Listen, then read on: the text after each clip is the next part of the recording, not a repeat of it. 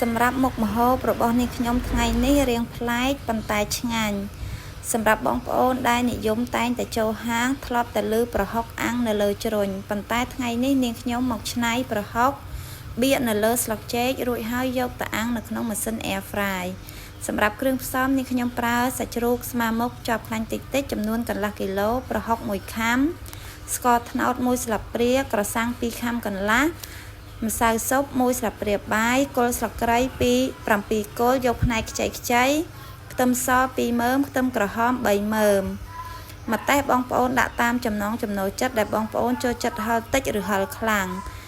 បងប្អូនយកគ្រឿងផ្សំទាំងអស់មកហាន់ជាល្អិតតូចៗរួចហើយយកមកចិញ្ច្រាំចូលគ្នាឲ្យបានម៉ត់ល្អ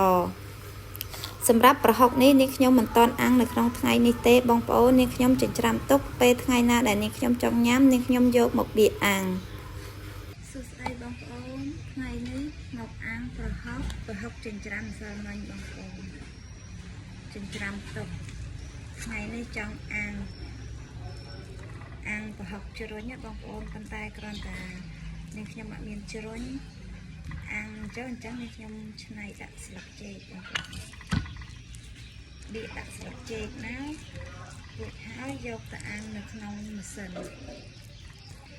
បន្ទាប់ពីនេះខ្ញុំបៀកនៅលើស្លឹកចេករួចរាល់ហើយយើងចាប់តាមយកកាំបិតនេះផ្នែកខាងស្ដាំមកត្រង់ចិញ្ច្រាំចេះបងប្អូនឲ្យដូចជាប្រហុកដែលយើងអាំងនៅលើជ្រុញនេះបងប្អូនយើងអត់មានជ្រុញអាំងយើងធ្វើតាមទៅលើកទី1ណាបងប្អូនអានេះខ្ញុំមកអាំងប្រហុកជ្រុញប៉ុន្តែអត់បានអាំងនៅលើជ្រុញនេះបងប្អូនអាំងនៅលើស្លឹកចេកទៅវិញព្រោះដោយសារយើងអត់មានជ្រុញហើយចំណាយពេលយើងជ្រុញទៅតាមទឹកយូរមកហើយនៅប្រកាសភ្លើងទៀតណាបងប្អូនអញ្ចឹងយើងចាំក៏ឆ្នៃមកអាំងនៅក្នុងម៉ាស៊ីន Air Fry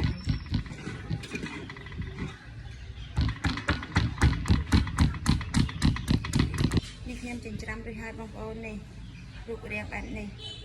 កាញ់កងដូចដល់ប្រហុកទីអាំងនៅលើជ្រុញអញ្ចឹងបងប្អូនរួចហើយយកទៅដាក់អាំងនៅក្នុងម៉ាស៊ីន Air Fry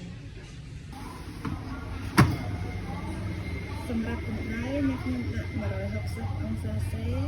ហើយចំនួននាទីនេះខ្ញុំដាក់15នាទីសាច់បងសិនបងប្អូនឆ្អិនហើយបងប្អូនប្រហុកអាំងមុននឹងនេះខ្ញុំដាក់15នាទីរៀងស្ទើរបងប្អូនក៏បន្ថែម7ទៅ8នាទីបន្ថែមទៀតទំនោរណាបងប្អូនមកពេលឈ្ងុយគឺចង់ញ៉ាំតែម្ដងបងប្អូនហើយប្រហុកអាំងនៅលើជ្រុំអញ្ចឹងគ្រាន់តែថាយើងអាំងនៅលើស្លឹកចេកមួយបែបផ្សេង